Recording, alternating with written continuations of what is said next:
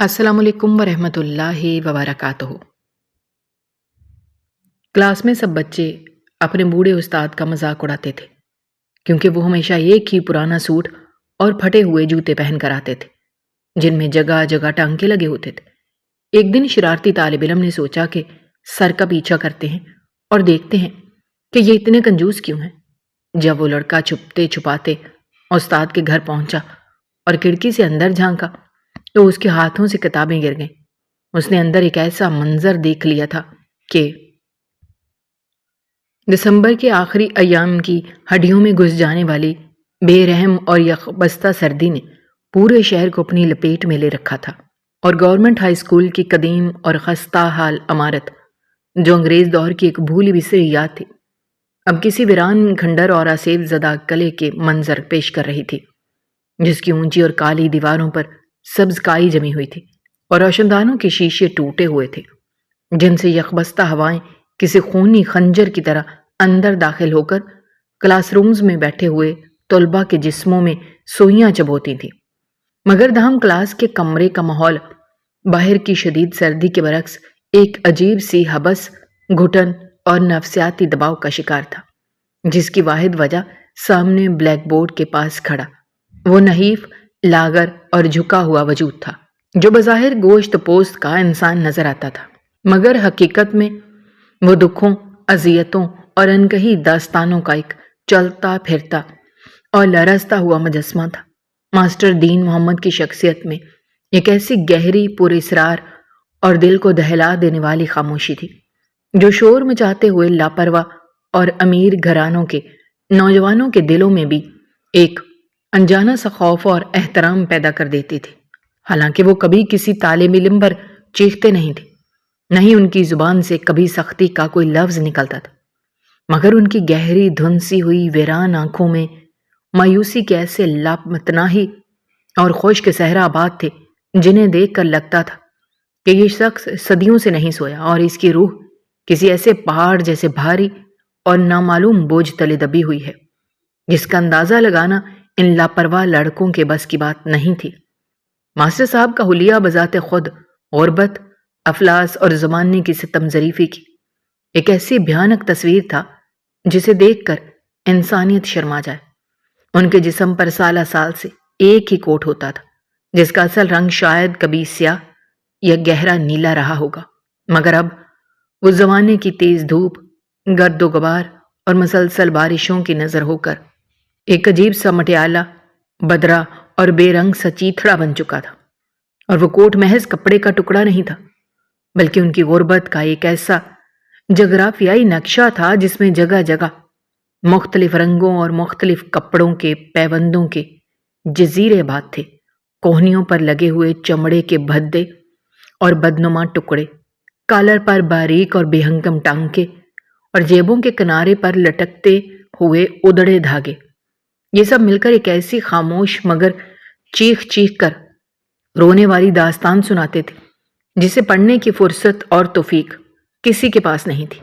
سب سے زیادہ تکلیف دہ اور تضحیک آمیز منظر ان کے جوتوں کا تھا جو شاید کوٹ سے بھی زیادہ قدیم تھے، اور ان کے تلوے اتنے گھس چکے تھے کہ چلتے وقت ایک عجیب سی رگڑ اور گھسٹنے کی آواز پیدا ہوتی تھی، جیسے کوئی بیمار جانور اپنی آخری سانسیں لے رہا ہو، اور ایڑیوں والی جگہ سے ان کے موزے جھانکتے تھے جن میں بھی سوراخ ہوتے تھے، اور ان سے ان کی بے رونق جلد نظر آتی تھی۔ کلاس کے تمام لڑکے اپنے اس بوڑھے اور بے بس استاد کو ایک عجیب سی حقارت، ترہم اور تمسخر کی ملی جلی نظر سے دیکھتے تھے، مگر ان میں سب سے زیادہ شریر، بے رحم اور امیر باپ کا بگڑا ہوا بیٹا احمد تھا، جو اپنی پچھلی نشست سے ماسٹر صاحب کی ہر حرکت کا بغور اور ظالمانہ جائزہ لیتا رہتا اور اپنے ساتھیوں کے کانوں میں زہر گھولتا رہتا تھا۔ احمد کا پختہ نظریہ تھا کہ دنیا میں غربت صرف نالائکی کی وجہ سے ہوتی ہے یا پھر کنجوسی کی وجہ سے۔ اس کے ذہن میں ہمیشہ یہ زہریلا سوال کلبلاتا تھا کہ آخر یہ شخص اپنی تنخواہ کا کرتا کیا ہے، کیونکہ اسکول کے پرانے مالی اور چپڑاسی بتاتے تھے کہ ماسٹر دین محمد پچھلے 25-30 سال سے یہاں پڑھا رہے تھے، اور ان کا الاؤنس اور تنخواہ اتنی تو ضرور ہے کہ وہ کم از کم ایک ڈھنگ کا لباس پہن سکیں اور پیٹ بھر کر کھانا کھا سکیں، مگر ان کا حلیہ تو کسی مسجد کے باہر بیٹھے مانگنے والے فقیر سے بھی بدتر کیوں ہے؟ یہ سوال احمر اور اس کے ٹولے کے لیے ایک دلچسپ معمہ بن چکا تھا۔ وہ اکثر تفریح کے اوقات میں شرطیں لگاتے کہ دیکھنا یہ بڈھا یقیناً کوئی بہت بڑا کنجوس اور دولت کا پجاری ہے، جس نے اپنے گھر کے فرش کے نیچے یا دیواروں میں نوٹوں کی گڈیاں اور سونے کے سکے چھپا رکھے ہیں، اور یہ دنیا کو دکھانے کے لیے یہ ڈرامہ کرتا ہے تاکہ کوئی اسے ادھار نہ مانگ لے یا اس کی دولت پر نظر نہ رکھ لے۔ آج کا دن بھی کچھ مختلف نہیں تھا۔ ماسٹر صاحب بورڈ پر ریاضی کا ایک انتہائی پیچیدہ اور مشکل الجبرا کا سوال حل کر رہے تھے، اور ان کا دایاں ہاتھ تیزی سے چاک چلا رہا تھا کہ اچانک ان کے کوٹ کی پشت سے کندھے کے پاس لگا ہوا ایک اور کمزور ٹانکا زور سے ادھڑ گیا، اور نیچے سے ان کی میلی اور بسیدہ قمیض کی جھلک نمایاں ہو گئی۔ کلاس میں موجود لڑکوں نے یہ منظر دیکھا تو پہلے کچھ لمحے سناٹا چھایا، اور پھر دبی دبی ہنسی کا ایک طوفان کھڑا ہو گیا۔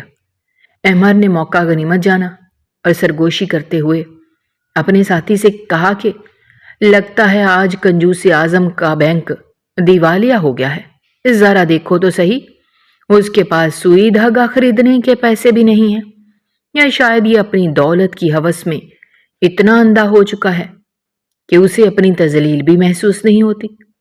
یہ زہریلا جملہ اور لڑکوں کی ہنسی کی آواز شاید ماسٹر صاحب کے کانوں تک پہنچ گئی تھی، کیونکہ ان کا ہاتھ بورڈ پر لکھتے لکھتے ایک لمحے کے لیے ہوا میں معلق ہو گیا، اور ان کے جھکے ہوئے کمزور کندھے مزید جھک گئے، جیسے ان پر کسی نے ٹنوں وزنی بوجھ لاد دیا ہو۔ مگر حیرت انگیز طور پر انہوں نے پیچھے مڑ کر نہیں دیکھا، نہ ہی کسی کو ڈانٹا، بس ایک گہرا اور ٹھنڈا سانس لیا جو اتنا بھاری تھا کہ اگلی نشستوں پر بیٹھے لڑکوں کو محسوس ہوا کہ شاید ہوا کا کوئی دکھی جھونکا گزرا ہے، اور پھر وہ دوبارہ اپنے کام میں مگن ہو گئے، جیسے انہیں اس ذلت اور تذلیل کی عادت ہو چکی ہو اور ان کے لیے کوئی نئی بات نہ ہو۔ ان کی اس بے حسی اور پتھریلی خاموشی نے احمد کو مزید مشتعل اور غضبناک کر دیا۔ اسے لگا کہ ماسٹر صاحب جان بوجھ کر اسے نظر انداز کر رہے ہیں۔ اس نے اپنی مٹھی بھینچ لی اور دل ہی دل میں ایک خطرناک فیصلہ کر لیا کہ آج اس راز سے پردہ اٹھا کر رہے گا کہ آخر ماسٹر دین محمد چھٹی کے بعد کہاں جاتے ہیں، اور ان کی اس پراسرار زندگی اور پھٹے ہوئے لباس کے پیچھے کیا ڈرامہ چھپا ہے۔ آج وہ سب کے سامنے ثابت کر کے رہے گا کہ یہ شخص دنیا کا سب سے بڑا فراڈ اور کنجوس ہے۔ اسکول کی چھٹی کی گھنٹی بجتے ہی ایسا لگا جیسے قید خانے کے دروازے کھل گئے ہوں۔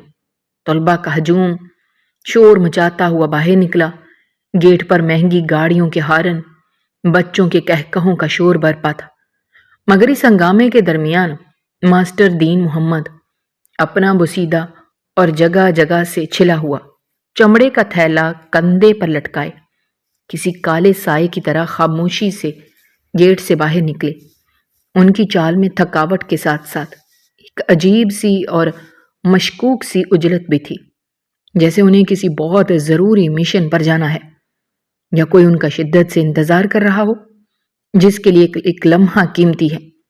احمد نے جلدی سے سائیکل سٹینڈ سے اپنی نئی چمچماتی ہوئی سپورٹس سائیکل نکالی اور مناسب فاصلہ رکھتے ہوئے ان کا پیچھا شروع کر دیا۔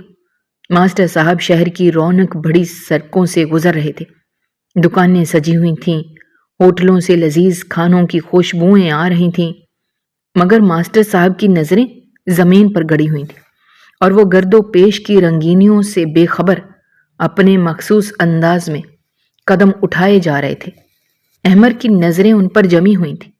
وہ سوچ رہا تھا کہ ابھی یہ کسی ہوٹل میں رکیں گے یا کسی کپڑے کی دکان سے اپنے لیے کچھ خریدیں گے، کیونکہ آج تنخواہ کا دن تھا۔ مگر ماسٹر صاحب چلتے چلتے شہر کی ایک چھوٹی اور سستی سی بیکری کے سامنے رکے۔ احمد نے اپنی سائیکل ایک پرانے درخت کی اوٹ میں روک لی اور سانس روک کے دیکھنے لگا کہ اب کیا ہوگا۔ اس کے دل میں خیال آیا، شاید اب یہ کنجوس آدمی اپنے لیے کوئی مزیدار کیک، پیسٹری یا مٹھائی خریدے گا اور گھر جا کر اکیلے کھائے گا تاکہ کسی کو دینا نہ پڑ جائے۔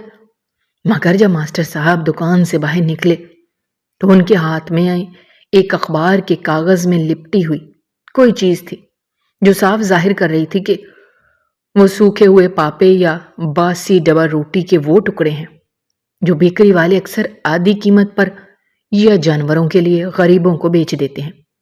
احمر کے ہونٹوں پر ایک طنزیہ اور فاتحانہ مسکراہٹ پھیل گئی کہ دیکھو تو صحیح، کنجوسی کی انتہا۔ پیٹ بھرنے کے لیے بھی یہ شخص تازہ کھانا نہیں خرید سکتا، بلکہ جانوروں کی طرح سوکھی روٹیوں پر گزارا کرتا ہے۔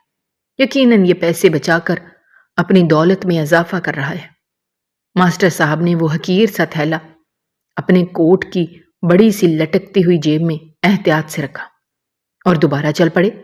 اب ان کا رخ شہر کے اس حصے کی طرف تھا جہاں آبادی کم ہوتی جا رہی تھی اور پرانی عمارتوں کے کھنڈرات اور ویرانے نمودار ہو رہے تھے۔ سورج مغرب کی اوٹ میں چھپ چکا تھا، شام کے سائے گہرے اور طویل ہوتے جا رہے تھے، جس سے ماحول میں ایک عجیب سی اداسی، وحشت اور خوف پھیل رہا تھا۔ احمر کو اچانک احساس ہوا کہ وہ اپنے گھر اور شہر کی روشنیوں سے بہت دور نکل آیا ہے اور یہ علاقہ کچھ جانا پہچانا نہیں لگ رہا۔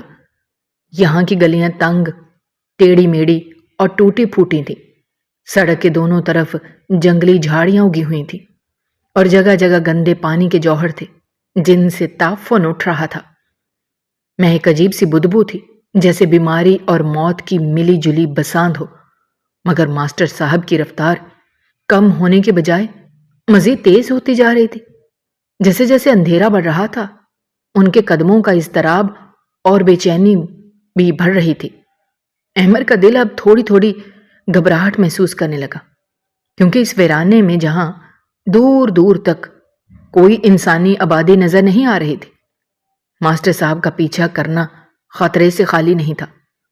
وہ سوچنے لگا کہیں یہ شخص کسی جرائم پیشہ گروہ کا سرغنہ تو نہیں جو بھیس بدل کر رہتا ہے، یا پھر یہ کوئی جادوگر ہے جو شہر سے دور جا کر اپنے کالے علم کی مشق کرتا ہے۔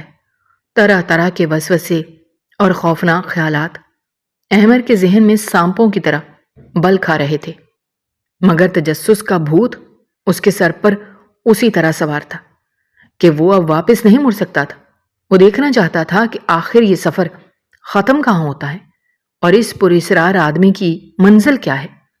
آخر کار تقریباً 1 گھنٹے مسلسل اور تھکا دینے والی مسافت کے بعد ماسٹر صاحب ایک جگہ پہنچے جہاں شہر کی حدود مکمل طور پر ختم ہو چکی تھی اور سامنے ایک وسیع و عریض مگر انتہائی خستہ حال اور ڈراؤنی حویلی کھڑی تھی۔ اس حویلی کی دیواریں جگہ جگہ سے گر چکی تھیں، جن پر کانٹے دار جنگلی بیلیں چڑھی ہوئی تھیں، اور اس کا مرکزی گیٹ زنگ آلود لوہے کا ایک بہت بڑا ڈھانچہ تھا جس پر لکڑی کے تختے بے ترتیب انداز میں ٹھکے ہوئے تھے۔ یہ گھر نہیں بلکہ صدیوں پرانا کوئی اسیب زدہ اور لعنت زدہ مقبرہ لگ رہا تھا، جس کے اندر سے موت کی سی خاموشی چھلک رہی تھی اور جس کے در و دیوار سے خوف اور دہشت ٹپک رہی تھی۔ ماسٹر صاحب گیٹ کے پاس پہنچ کر رکے۔ انہوں نے انتہائی احتیاط سے چاروں طرف دیکھا، جیسے تسلی کر رہے ہوں کہ کوئی دیکھ تو نہیں رہا۔ ان کی اس حرکت نے احمر کے شک کو یقین میں بدل دیا کہ دال میں کچھ کالا نہیں بلکہ پوری دال ہی کالی ہے۔ احمر نے جلدی سے خود کو ایک ٹوٹی ہوئی دیوار کے پیچھے چھپا لیا اور اپنی سائیکل کو زمین پر لٹا دیا۔ ماسٹر صاحب نے جیب سے ایک بڑی سی پرانی طرز کی چابی نکالی اور گیٹ کا بھاری تالا کھولا۔ تالے کے کھلنے اور گیٹ کے قبضوں کی چرچراہٹ کی آواز اس سناٹے میں کسی دھماکے کی طرح گونجی۔ وہ جلدی سے اندر داخل ہوئے اور پھر احمر نے جو سنا وہ اس کے لیے پہلا اور شدید جھٹکا تھا۔ ماسٹر صاحب نے اندر جا کر دروازے کو صرف بند نہیں کیا بلکہ اندر سے زنجیریں کھڑکھڑانے کی خوفناک آوازیں آئیں۔ 1 2 نہیں بلکہ کئی موٹی موٹی زنجیریں گیٹ پر چڑھائی گئیں۔ پھر بھاری تالے لگانے کی آوازیں آئیں۔ احمر کا دل سینے میں ہتھوڑے کی طرح بجنے لگا کہ آخر اندر ایسا کون سا خزانہ ہے یا ایسا کون سا خوفناک راز ہے جس کے لیے اتنی سخت حفاظت کی ضرورت ہے کہ انسان اپنے ہی گھر میں قیدیوں کی طرح بند ہو جائے؟ اب مکمل اندھیرا چھا چکا تھا اور حویلی کے اندر سے کوئی روشنی نظر نہیں آ رہی تھی، صرف چاند کی مدھم سی روشنی میں وہ حویلی ایک بھیانک دیو کی طرح کھڑی تھی۔ احمر نے اپنی تمام ہمت جمع کی اور دبے پاؤں چلتا ہوا حویلی کی دیوار کے ساتھ ساتھ آگے بڑھا۔ کانٹے دار جھاڑیاں اس کے کپڑوں سے الجھ رہی تھیں اور اس کے ہاتھوں کو زخمی کر رہی تھیں، مگر وہ پرواہ کیے بغیر دیوار کے ساتھ ساتھ پیٹھ لگا کر آہستہ آہستہ کھسک رہا تھا۔ اس کا ارادہ تھا کہ کسی نیچی کھڑکی یا روشن دان سے اندر جھانک کر دیکھے کہ ماسٹر صاحب اندر کیا کر رہے ہیں۔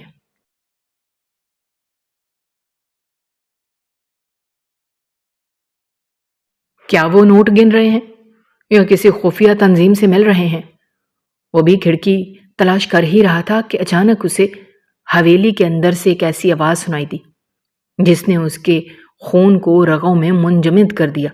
یہ کسی انسان کی آواز تھی، مگر اس میں انسانیت نام کی کوئی چیز نہیں تھی۔ یہ کیسی دلدوز اور وحشیانہ چیخ تھی جو حلق کے انتہائی نچلے حصے سے نکلی تھی، جیسے کوئی جنگلی درندہ اپنے شکار کو دیکھ کر غرایا ہو یا کوئی روح جہنم کی آگ میں جل رہی ہو۔ احمر کے پیروں تلے سے زمین نکل گئی۔ اس کا پہلا رد عمل بھاگ جانے کا تھا، مگر پھر اس نے سوچا کہ اتنی دور اور اتنے خطرہ منہ لے کر آنے کے بعد اب بنا دیکھے واپس جانا بزدلی ہوگی۔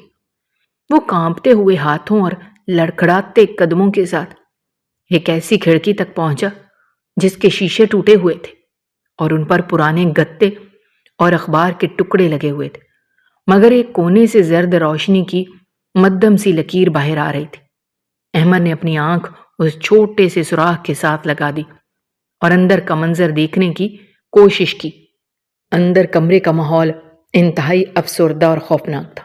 ایک کونے میں موم بتی جل رہی تھی جس کا سایہ دیواروں پر رقص کر رہا تھا۔ کمرے کی دیواروں کا پلستر اکھڑا ہوا تھا اور فرش کچا تھا۔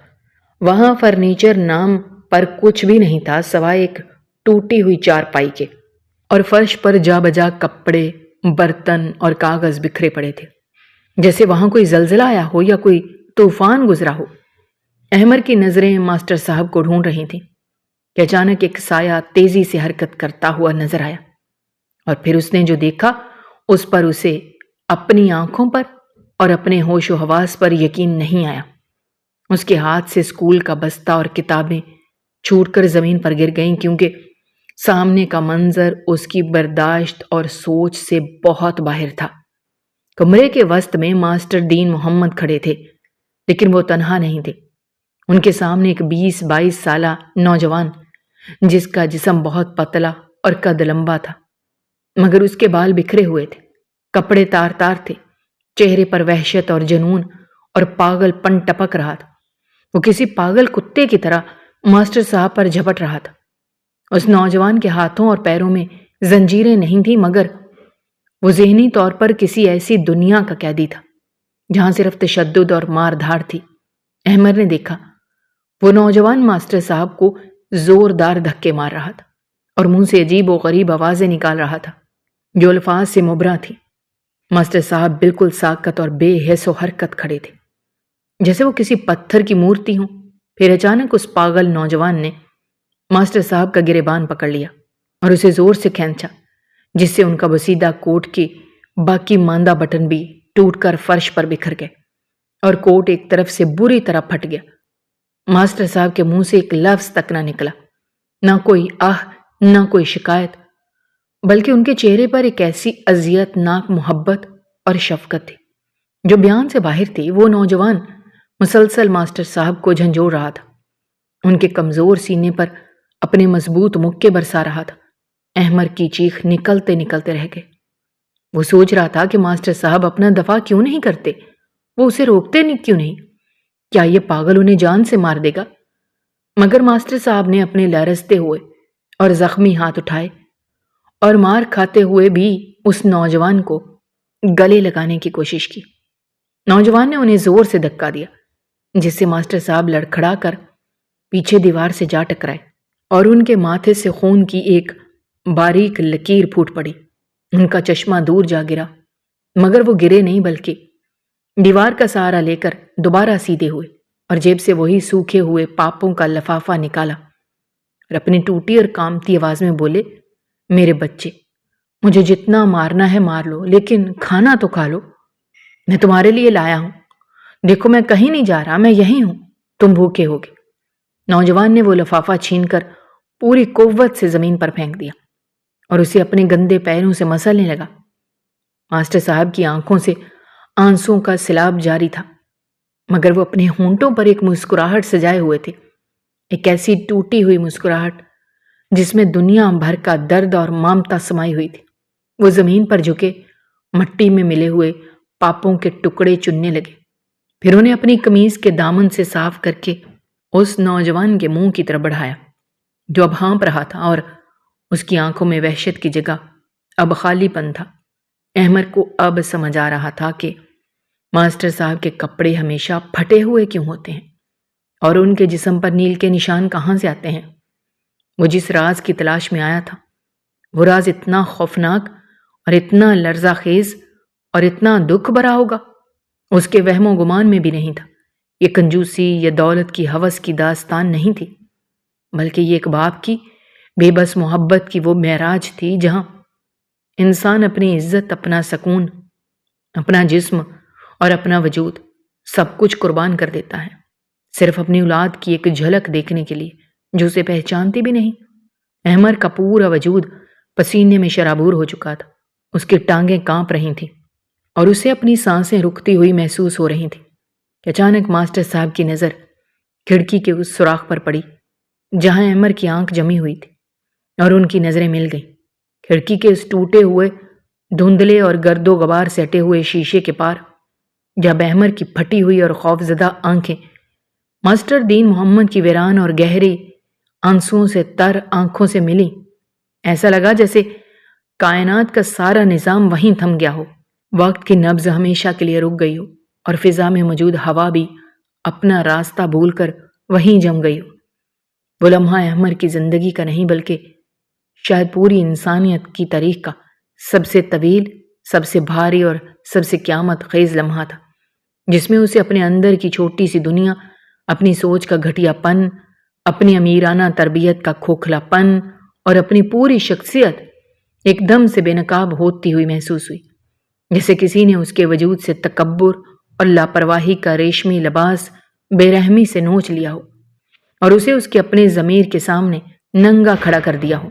ماسٹر صاحب کی نظروں میں کوئی غصہ نہیں تھا، کوئی شکایت نہیں تھی، کوئی انتقام کی آگ نہیں تھی، اور نہ ہی اپنی پرائیویسی میں خلل پڑنے کا کوئی رنج تھا، بلکہ ان کی آنکھوں میں صرف ایک گہری لا تعلق اداسی اور ایک ایسی معصوم اور دل کو چیر دینے والی شرمندگی تھی جو کسی مجرم کو نہیں بلکہ کسی انتہائی بے بس اور مجبور انسان کو ہوتی ہے جب اس کا چھپایا ہوا سب سے دردناک اور خاندانی راز دنیا کے سامنے ننگا ہو جاتا ہے۔ اس کی سالوں کی سفید پوشی کا بھرم ایک پل میں کانچ کی طرح ٹوٹ کر بکھر جاتا ہے۔ احمد کا دل چاہا کہ زمین پھٹے اور وہ وہیں اس گہرائی میں دفن ہو جائے۔ وہ وہاں سے چیخ مار کر بھاگ جانا چاہتا تھا، اپنی سائیکل اٹھا کر اندھیرے میں گم ہو جانا چاہتا تھا تاکہ وہ ان آنکھوں کا دوبارہ سامنا نہ کر سکے جن کا اس نے ہمیشہ کلاس میں دوستوں کے ساتھ مل کر مذاق اڑایا تھا، جنہیں ہمیشہ حقارت اور نفرت سے دیکھا تھا، مگر اس کے پاؤں منو وزنی ہو چکے تھے۔ جسم کا ایک جوڑ خوف اور ندامت سے مفلوج ہوتا ہوا محسوس ہو رہا تھا۔ وہ چاہ کر بھی اپنی جگہ سے ہل نہیں سکا، جیسے کسی اندیکھی قوت نے اسے جکڑ لیا ہو۔ ماسٹر صاحب نے دھیرے سے اپنی نظریں ہٹائیں، پھر احمد کو دیکھا کہ انہوں نے اپنے پاگل اور نڈھال بیٹے کے بکھرے اور میلے بالوں میں اپنی زخمی اور کانپتی انگلیوں سے انتہائی شفقت سے کنگھی کی اور اس کے پسینے اور مٹی سے لتھڑے ہوئے ماتھے کو دیوانہ وار چوما، جو اب تھک کر فرش پر لیٹا ہانپ رہا تھا۔ اس کی سانسیں اکھڑ رہی تھیں۔ اسے وہیں چھوڑ کر وہ آہستہ آہستہ جھکے ہوئے کندھوں اور لرزتے قدموں کے ساتھ دروازے کی طرف بڑھے۔ دروازہ کھلنے کی ایک دل خراش اور لمبی چرمراہٹ کی آواز آئی جو رات کے سناٹے میں کسی ماتم کی طرح گونجی، اور ماسٹر دین محمد باہر نکل آئے۔ سرد ہوا ان کے پھٹے ہوئے کوٹ کے تار تار دامن کو لہرا رہی تھی، اور ان کے چہرے پر پڑی ہوئی گہری جھریاں چاند کی مدھم اور زرد روشنی میں کسی پرانے اور اجڑے ہوئے نقشے کی لکیروں کی طرح اور بھی گہری اور واضح لگ رہی تھی۔ وہ چلتے ہوئے لڑکھڑاتے قدموں کے ساتھ احمر کے قریب آئے، جو ابھی بھی بت بنا دیوار کے ساتھ چپکا کھڑا تھا۔ اس کا سانس رکا ہوا تھا۔ ماسٹر صاحب کے خشک اور پھٹے ہوئے ہونٹوں پر ایک تھکی ہوئی اور لرزتی ہوئی مسکراہٹ ابھری، ایک ایسی مسکراہٹ جو رونے سے زیادہ دکھی تھی۔ انہوں نے انتہائی دھیمی اور ٹوٹی ہوئی آواز میں کہا، بیٹا احمر، تم یہاں اتنی دور اور اس ویرانے میں کیوں آئے ہو؟ کیا تمہیں ڈر نہیں لگا؟ اس عذاب زدہ اور لعنت زدہ حویلی میں جنات بستے ہیں۔ شاید تم میرا پیچھا کرتے ہوئے یہاں تک آئے ہو تاکہ یہ جان سکو کہ میں اپنی دولت کہاں چھپاتا ہوں اور میرا خزانہ کہاں دفن ہے، تاکہ تم کلاس میں سب کو بتا سکو کہ ماسٹر دین محمد کتنا بڑا کنجوس اور مکار ہے، اور وہ کیسے رات کے اندھیرے میں اپنی دولت گنتا ہے۔ احمد کا سر ندامت کے بوجھ سے اتنا جھک گیا کہ اس کی ٹھوڑی سینے سے جا لگی، اور اس کے حلق میں الفاظ کانٹوں کی طرح پھنس گئے۔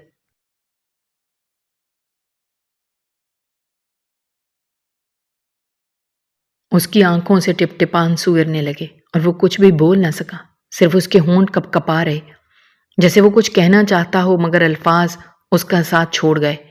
ماسٹر صاحب نے اپنے کانپتے ہوئے برف کی طرح سرد ہاتھ سے احمر کے کندھے کو تھپ تھپایا اور کہا، اندر آ جاؤ بیٹا، باہر کھڑے مت رہو، سردی بہت زیادہ ہے اور تم کانپ رہے ہو۔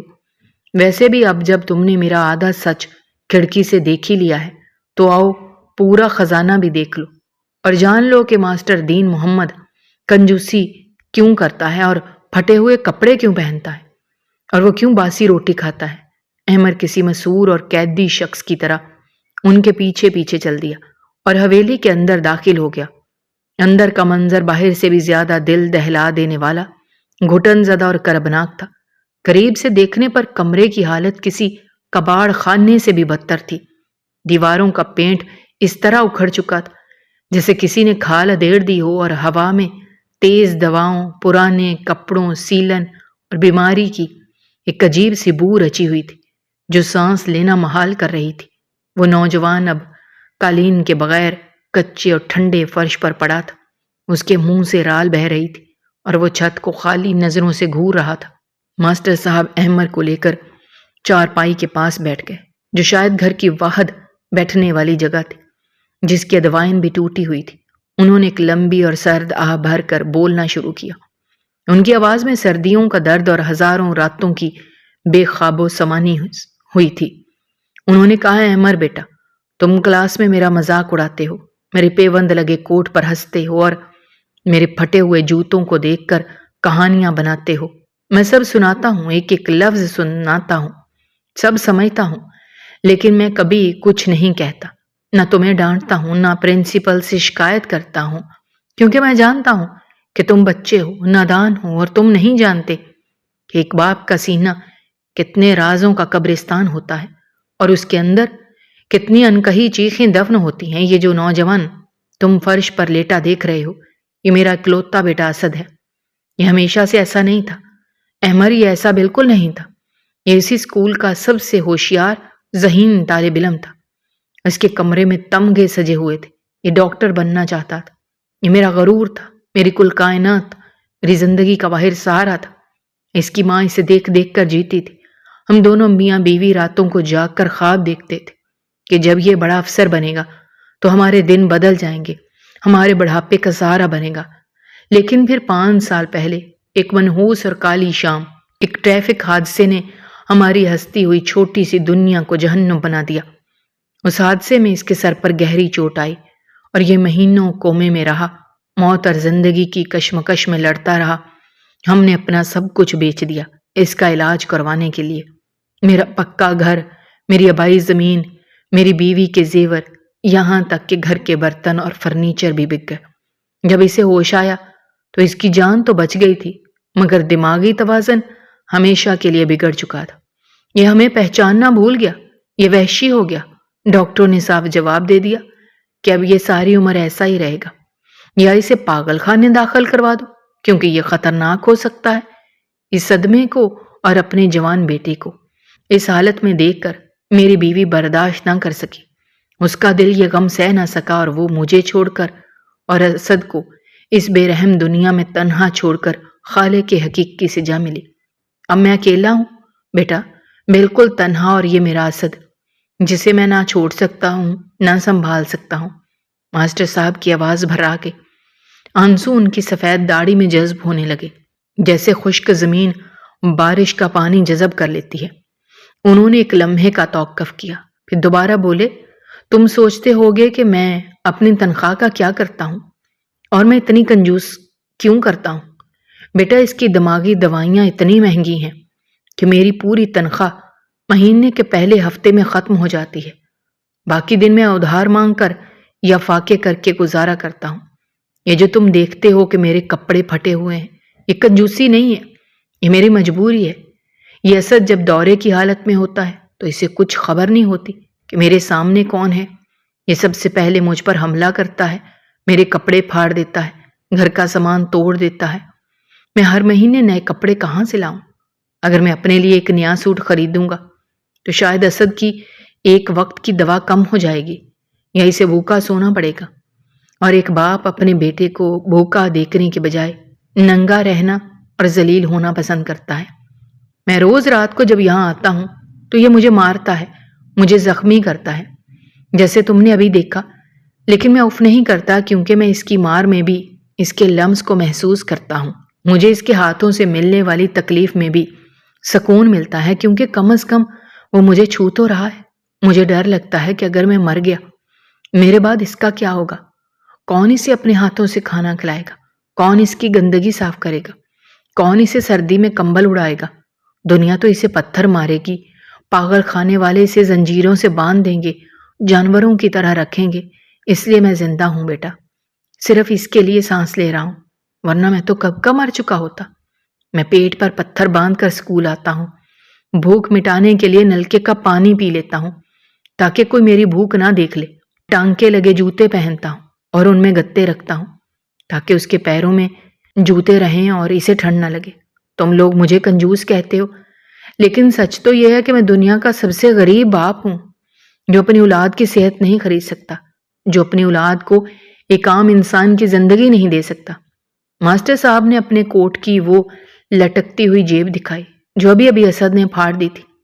وہ مسکراتے ہوئے کہا، دیکھو، آج پھر مجھے سلائی کرنا پڑے گی۔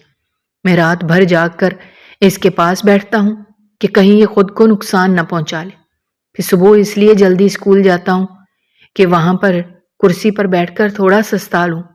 یہ میری زندگی ہے عمر، یہ میرا خزانہ ہے، یہ ٹوٹی ہوئی دیواریں، یہ بکھرا ہوا زمان، یہ ویرانی اور یہ پاگل بیٹا جو مجھے باپ بھی نہیں کہہ سکتا، شاید میرے مرنے پر وہ رو بھی نہیں سکے گا۔ ماسٹر صاحب کی باتیں سن کر احمر کا دل پاش پاش ہو گیا، اس کا تکبر چکنا چور ہو چکا تھا، اس کی روح تک گھائل ہو گئی تھی۔ وہ پھوٹ پھوٹ کر رونے لگا اور آگے بڑھ کر ماسٹر صاحب کے قدموں میں گر گیا۔ اس نے گرد آلود پھٹے ہوئے جوتوں کو اپنے ہاتھوں سے چھوا اور روتے ہوئے ہچکیوں کے درمیان بولا، سر مجھے معاف کر دیں، خدا را مجھے معاف کر دیں، میں بہت گھٹیا ہوں، میں نے آپ کو بہت تکلیف دی، ہم سب نے آپ کا دل دکھایا، ہمیں خبر ہی نہیں تھی کہ آپ کس کرب سے گزر رہے ہیں۔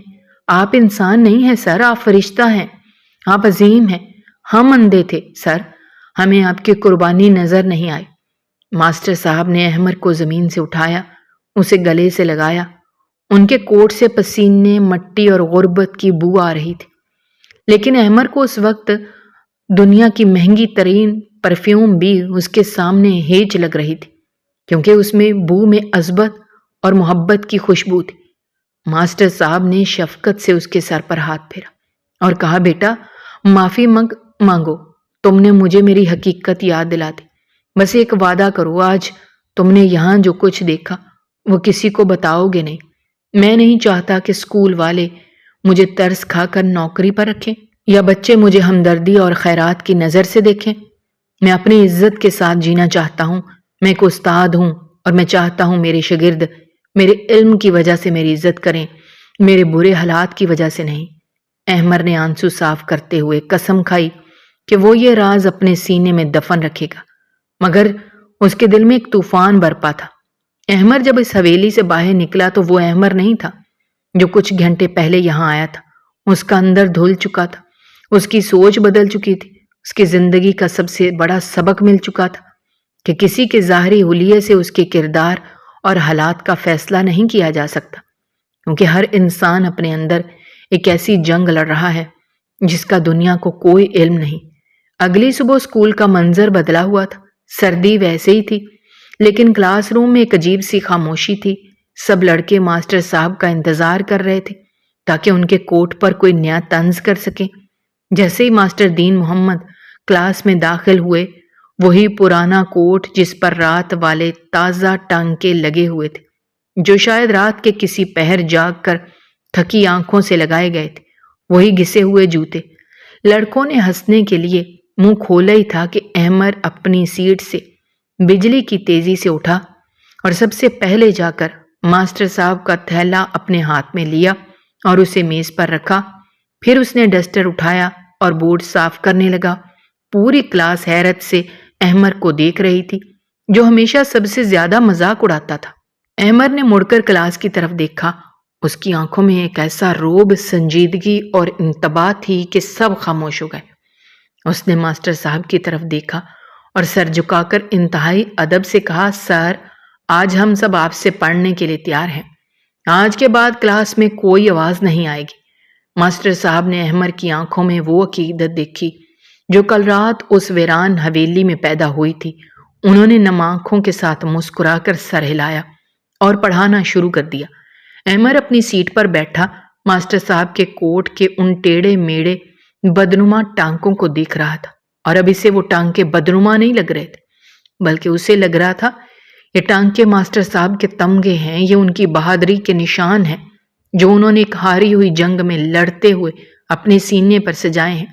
اور وہ پھٹا ہوا کوٹ کسی بادشاہ کے شاہی لباس سے زیادہ مقدس ہے، کیونکہ اس کے تار تار دامن میں ایک باپ کی عظیم قربانی اور بے لوث محبت کی ایسی داستان چھپی ہوئی تھی جو شاید تاریخ کے پنوں میں نہ لکھی جائے، مگر احمر کے دل میں ہمیشہ کے لیے کندہ ہو چکی تھی۔ راز کھل چکا تھا، مگر زبان سے نہیں بلکہ دل کی آنکھ سے، اور احمر جان گیا تھا کہ دنیا کا سب سے امیر انسان وہ ہے جو اپنے لیے نہیں بلکہ اپنوں کے لیے جیتا ہے، اور سب سے بڑا ہیرو وہ نہیں جو تلوار چلاتا ہے، بلکہ وہ ہے جو خاموشی سے اپنوں کے دیے ہوئے زخم سہتا ہے اور پھر بھی مسکراتا ہے۔ دوستو، آپ کو ہماری آج کی یہ کہانی کیسی لگی؟ کمنٹ باکس میں اپنی رائے کا اظہار کرنا مت بھولیے گا، اور اگر آپ ہمارے چینل پر نئے ہیں تو چینل کو سبسکرائب کرنا بھی مت بھولیے گا۔ شکریہ۔ اللہ حافظ۔